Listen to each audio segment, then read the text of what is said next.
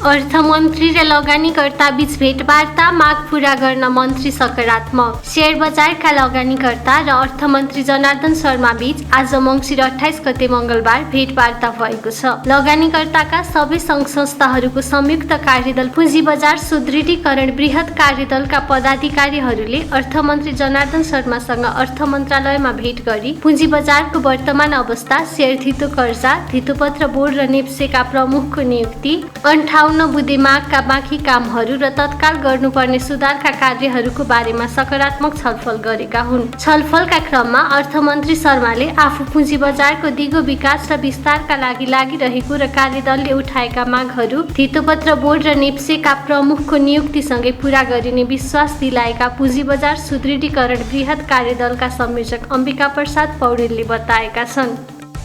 लाभांश पारित गर्न नेपाल पुनर्बिमा कम्पनीले डाक्यो साधारण सभा, पौष 14 गते क्लोज। नेपाल पुनर्बिमा कम्पनी लिमिटेडले वार्षिक साधारण सभा आह्वान गरेको छ।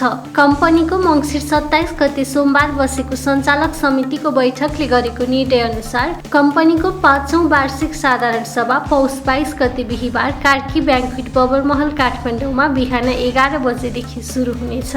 सभामा कम्पनीको सञ्चालक समितिको बैठकले गरेको निर्णय अनुसार चुक्ता पुँजीको 16.50% बोनस सेयर र कर प्रयोजनका लागि 2.50% नगद गरी कुल 19% लाभांश वितरण गर्ने प्रस्ताव पारित गरिनेछ।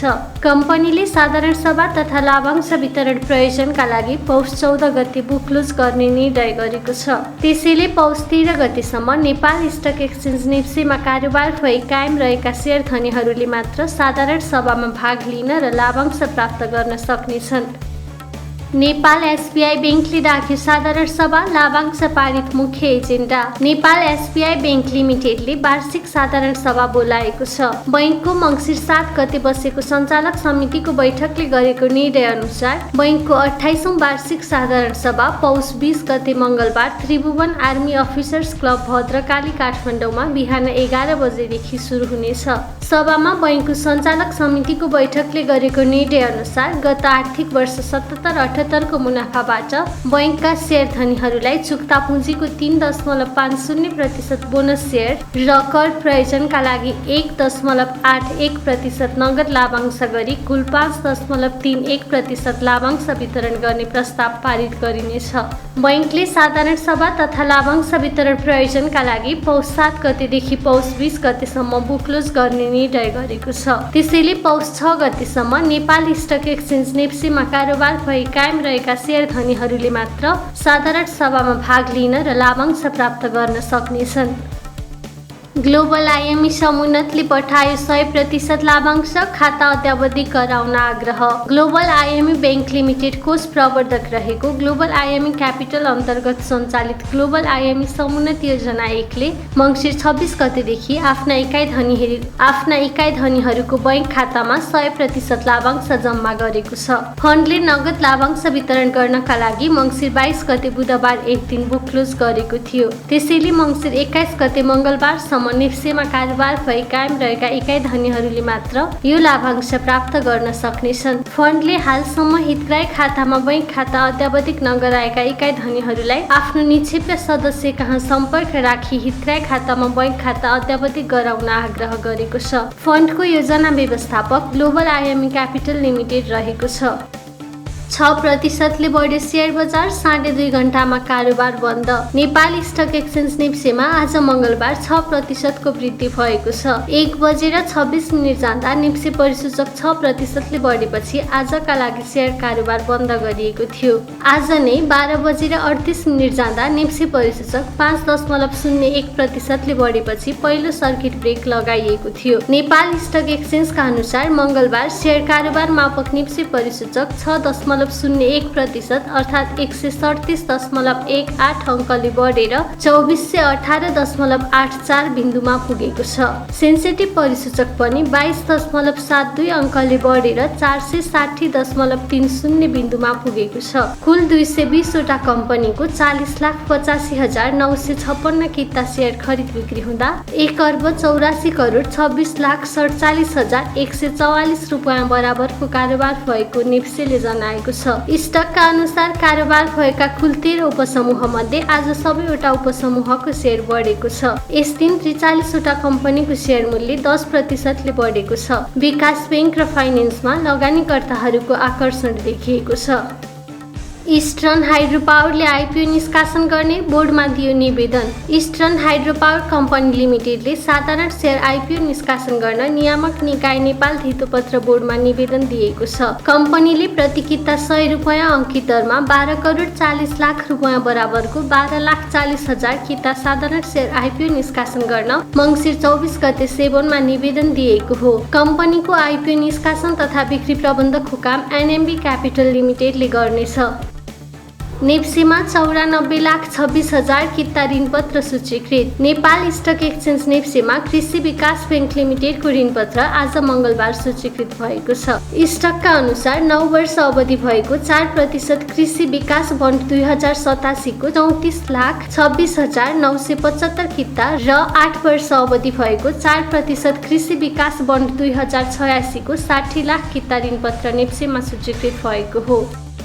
26% लाभांश पारित गर्न महुली लघुवित्तले डाक्यो साधारण सभा। पौष 12 गते बुक क्लोज। महुली लघुवित्त वित्तीय संस्था लिमिटेडले वार्षिक साधारण सभा आह्वान गरेको छ। संस्थाको हिजो मङ्सिर 27 गते सोमबार बसेको सञ्चालक समितिको बैठकले गरेको निर्णय अनुसार संस्थाको 9औं वार्षिक साधारण सभा पौष 24 गते शनिबार संस्थाको केन्द्रीय कार्यालय महुली सप्तरीमा बिहान 11 बजेदेखि सुरु हुनेछ। सभामा संस्थाको कार्तिक 13 गते शनिबार बसेको सञ्चालक समितिको बैठकले गरेको निर्णय अनुसार गत आर्थिक वर्ष 77-78 को नाफाबाट संस्थाका शेयर धनीहरूलाई चुक्ता पुँजीको 26% बोनस शेयर वितरण गर्ने प्रस्ताव पारित गरिनेछ। संस्थाले साधारण सभा तथा लाभांश वितरण प्रयोजनका लागि पौष 12 गते सोमबार एक दिन बुक क्लोज गर्ने निर्णय गरेको छ। त्यसैले पौष 11 गतेसम्म नेपाल स्टक एक्सचेन्ज नेप्सीमा कारोबार भई कायम रहेका शेयर धनीहरूले मात्र साधारण सभामा भाग लिन र लाभांश प्राप्त गर्न सक्नेछन्। मेगा बैंकको साधारण सभा सम्पन्न 12.07% लाभांश पारित। मेगा बैंक लिमिटेडको 15औं वार्षिक साधारण सभा आज मङ्सिर 28 गते मङ्गलबार नेपाल प्रज्ञा प्रतिष्ठान कमलादी काठमाडौँमा सम्पन्न भएको छ।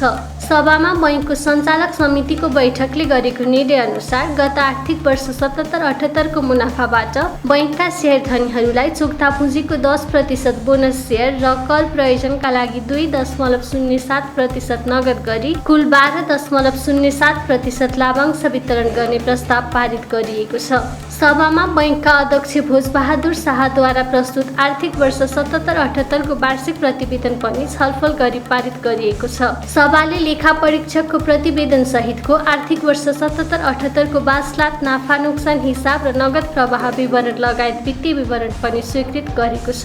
सभामा चालु आर्थिक वर्षको लेखा परीक्षकको नियुक्ति गरी निजको पारिश्रमिक निर्धारण गर्ने प्रस्ताव पनि पारित गरिएको छ। हामी हाम्रो यो साधारण सभाको सबभन्दा महत्त्वपूर्ण घडीमा आइपुगेका छौँ र हामीले आफ्ना प्रस्तुतिहरू प्रस्तुत गरिसकेपछि त्यसमा आधारित भएर यहाँहरूले केही सुझावहरू केही टिका टिप्पणीहरू यहाँहरूले प्रस्तुत गर्नुभएको छ। हाम्रो व्यवस्थापन समूहले ती सम्पूर्ण कुराहरूलाई चाहिँ अभिलेखित गरिरहेको छ र मैले बोल्ने क्रममा निवेदन गरिसकेको छु। तिनलाई हामीले वर्गीकृत गरेर तत्काल लागू गर्ने अनि अल्पकालीन दीर्घकालीन रूपमा कुनै तपाईँको सञ्चालक समितिले निर्णय गरेर कुनै नीति नियम संशोधन गरेर हामीले त्यसरी वर्गीकरण गरेर त्यसको कार्यान्वयन गर्ने गर्छौँ र त्यसको फेरि अर्को साधारण सल्लाहमा तपाईँले दिएका सुझावहरू हामीले थप के लागू गर्यौँ भनेर हामीले सुनाउने गरेका छौँ। तर अब हामीले यहाँका जिज्ञासाका आधारमा सिएम म्यामले र मैले आफ्ना विचारहरू राखिसकेपछि अब हामी यहाँ प्रस्तुत प्रस्तावहरू चाहिँ निर्णयार्थ पेश गर्ने महत्त्वपूर्ण जङ्क्चरमा आइपुगेका छौँ। म सम्पूर्ण साथीहरूप्रति हार्दिक आभार व्यक्त गर्दछु। यो 11औं साधारण सभा हो। हामीले मेगाको जुन कल्चरलाई इस्टाब्लिस गरेका छौँ, वास्तवमा ब्याङ्क वित्तीय क्षेत्रमा यत्रो ठुलो चाहिँ प्रमोटर चाहिँ शेयरधनीहरूको चाहिँ सहभागिता भएको ब्याङ्कले अत्यन्त शान्त ढङ्गले अघि नै हाम्रो एकजना मित्रले स्वस्ति वाचन गरेर जानुभयो होइन। यो अत्यन्त शान्त ढङ्गले हामीले साधारण सभालाई चाहिँ निर्णयार्थ पुर्याएका छौँ र म अब प्रस्तावहरू पेश गर्न चाहन्छु। सबभन्दा पहिले सामान्य प्रस्तावहरू पेश गर्दछु। अध्यक्षको मन्तव्यसहित सञ्चालक समितिको वार्षिक प्रतिवेदन 2077-78 पारित गरियोस् भनी म यस सभा समक्ष प्रस्तुत गर्दछु। सभामा प्रस्तुत प्रस्ताव सर्वसम्मतिले पारित भएको घोषणा गर्दछु।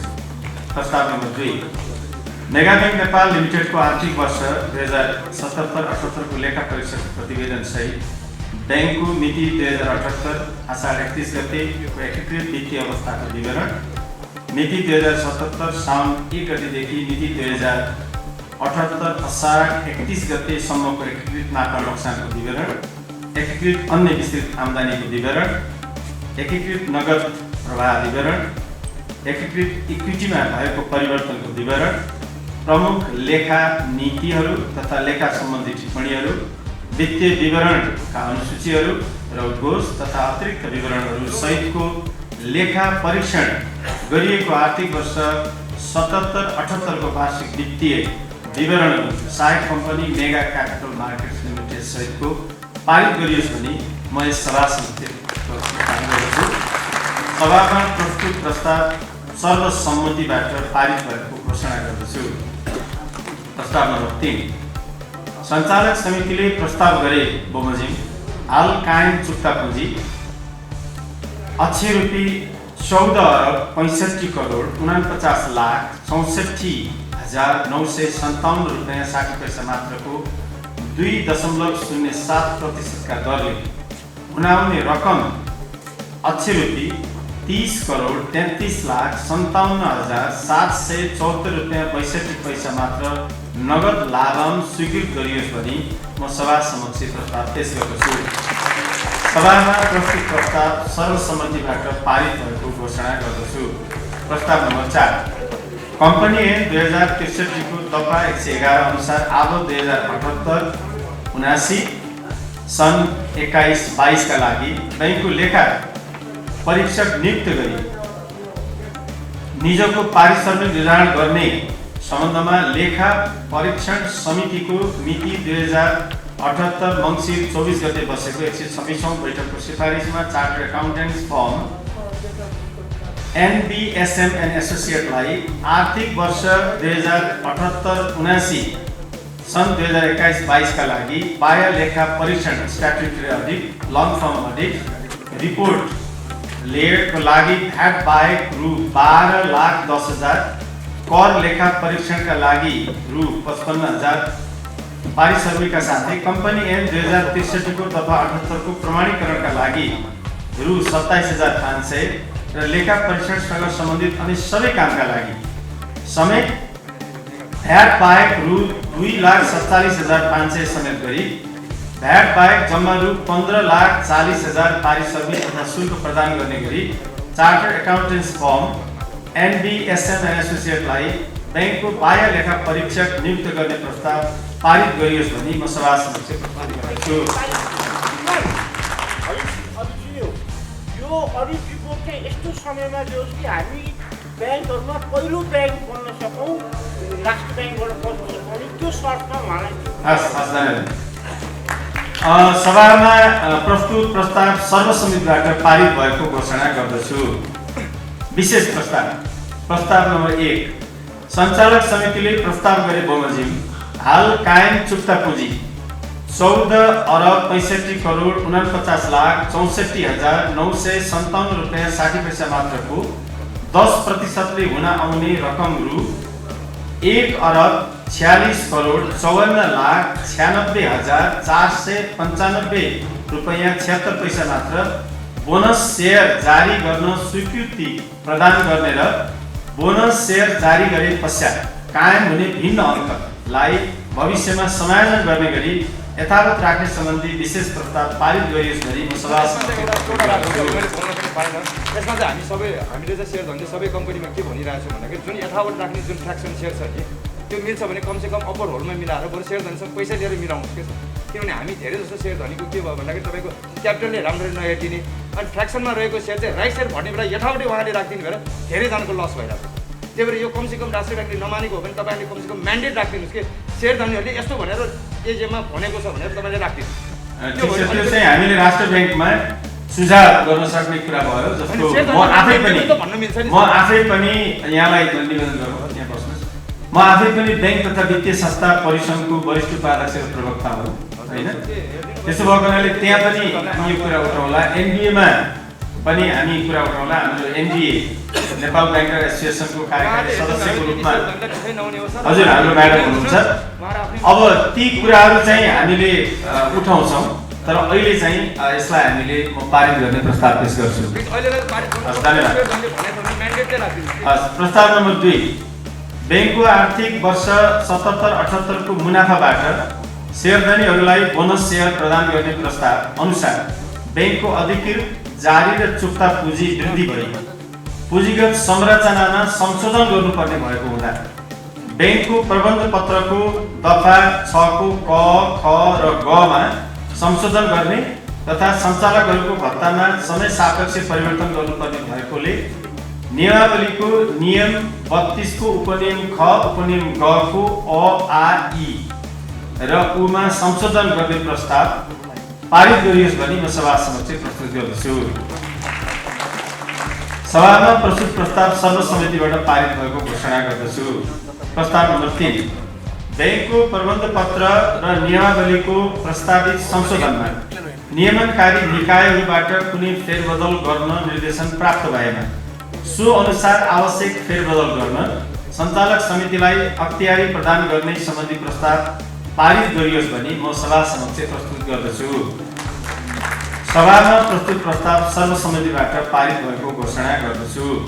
प्रस्ताव नम्बर 4, ब्याङ्कमा अर्को कुनै ब्याङ्क वा वित्तीय संस्था एकआपसमा गाभिने तथा प्राप्ति गर्ने सम्बन्धमा आवश्यकता अनुसार मर्जर प्राप्ति समिति गठन गर्ने, उपयुक्त ब्याङ्क वा वित्तीय संस्थासँग समझदारी पत्र मेमोरेन्डम अफ अन्डरस्ट्यान्डिङ गर्ने, सम्पत्ति दायित्व तथा कारोबारको मूल्याङ्कन ड्यु डिलिजेन्स अडिट गर्न मान्यता प्राप्त स्वदेशी वा विदेशी मूल्याङ्कनकर्ता नियुक्ति गर्ने गराउने, मूल्याङ्कनकर्ताको पारिश्रमिक तोक्ने, सेयर आदान प्रदान अनुपात सेयर स्वाप रेसियो निर्धारण गर्ने, गाड्ने तथा प्राप्ति गर्न अन्तिम सम्झौता गर्ने लगायतका मर्जर तथा एक्विजिसनसँग सम्बन्धित आवश्यक सम्पूर्ण कार्य गर्न सञ्चालक समितिलाई अख्तियारी प्रदान गर्ने सम्बन्धी विशेष प्रस्ताव पारित गरियोस् भनी प्रस्ताव गर्दछु।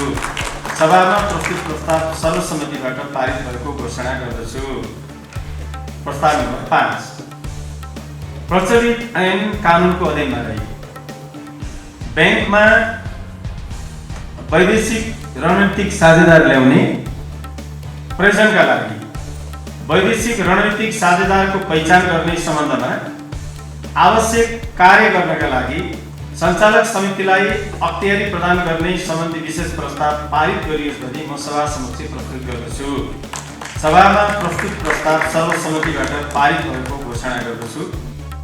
300 ले बढ्यो सुनको भाव, 20 रुपैयाँले बढ्यो चाँदी। मङ्गलबार सुनको मूल्य तोलामा 300 रुपैयाँले बढेर प्रति तोला 92,800 रुपैयाँ कायम भएको छ।